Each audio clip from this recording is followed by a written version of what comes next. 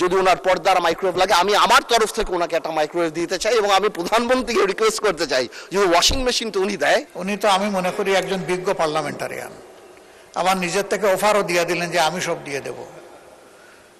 ওনার কাছে চাইছে নাকি কেউ যে উনি দিবেন?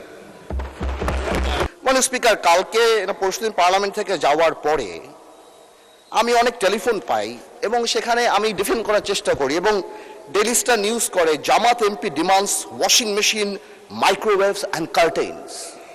এটা আমাকে অনেক লজ্জা দেয় এবং আমি মনে করি এই পার্লামেন্টকে অনেক লজ্জা দেয় যে একটা মেম্বার অফ পার্লামেন্ট এখানে দাঁড়িয়ে যেখানে জনগণের কথা বলবে, যেখানে বিভিন্ন জনগণের দাবির কথা বলবে, সেখানে একজন মেম্বার অফ পার্লামেন্ট দাঁড়িয়ে উনি ওয়াশিং মেশিন পেল না, মাইক্রোওয়েভ পেল না, কার্টেন পেল, সেই ব্যাপারে দাঁড়িয়ে কথা বলবে। যেখানে আবার বলা হয় যে আমরা গাড়ি নিব না, আমরা প্লট নিব না এই ব্যাপারে, তাহলে আমার কাছে মনে হয় মাননীয় স্পিকার যে আসলেই যদি গাড়ি আর প্লট যখন ওনারা বাদ দিল তখন ওনাদের বুকের উপরে কত বড় পাথর চাপা দিয়ে বাদ দিতে হলো যে মাইক্রোওয়েভ আর ওয়াশিং মেশিনের জন্য এই পার্লামেন্টে দাঁড়িয়ে কথা বলতে হচ্ছে।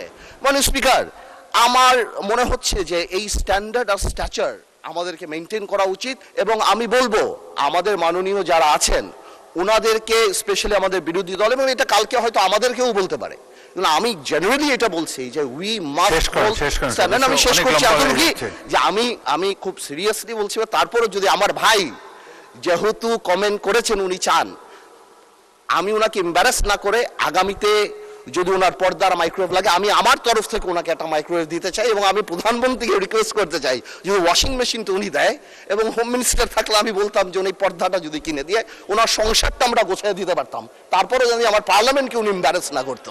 আপনাকে ধন্যবাদ স্পিকার। মাননীয় নেতা, এরপরে আর বাড়াবাড়ি তো কোনো দরকার নেই। বিরোধী দলের নেতা আপনি তো এই সম্পর্কেই বলবেন তো? আচ্ছা বলেন। মাননীয় সদস্য পয়েন্ট অফ অর্ডারে দাঁড়িয়ে যে কথাগুলো বলেছেন আপনি তো প্রথমেই নাকচ করেছেন যে এটা পয়েন্ট অফ অর্ডারের বিষয় না। 2 নম্বর, একজন সদস্য তিনি সবার জন্য একটা বিষয় চেয়েছেন, আপনি রাইটলি বলেছেন যে এটা হাউসে না বলে এটার জন্য কমিটি আছে ওখানে বললেই হতো, কিন্তু তিনি এইটাকে সূত্র ধরে আবার আরেকটা যে গাড়ি বাড়ি সব নিয়ে আসলেন। উনি তো আমি মনে করি একজন বিজ্ঞ পার্লামেন্টারিয়ান, আবার নিজের থেকে অফারও দিয়ে দিলেন যে আমি সব দিয়ে দেব। ওনার কাছে চাইছে নাকি কেউ যে উনি দিবেন?